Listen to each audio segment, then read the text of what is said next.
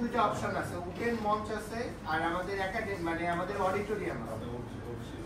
আবহাওয়া পাওয়া যাচ্ছে এবং বৃষ্টি হয় কিনা সেটাও একটা ইস্যু আছে। তো সেফ মানে এটা তো নিশ্চিতভাবে না, হয়তো ওই দিন পরিষ্কার থাকতে পারে, সেটা কথা না।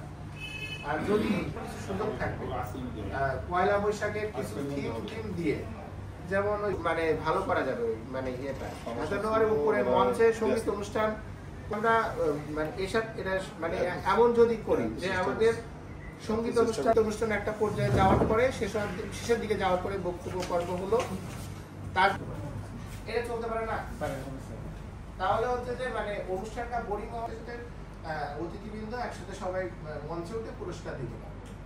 একটা প্রাথমিক আমি দিলাম মানে আর প্রতিযোগিতা তো চিত্রাঙ্কন নিয়ে, তাই না? আপনারা কি দুইটাই চাচ্ছেন?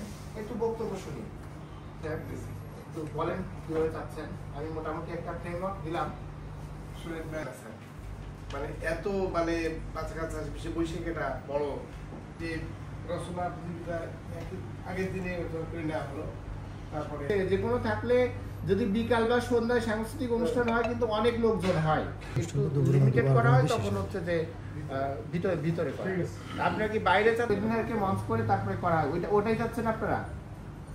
আচ্ছা ওটাই চাচ্ছেন, ওইখানে রচনা চিত্রাঙ্কন করতে পারবে, কিন্তু রচনা প্রতিযোগিতা ওইখানে হবে না।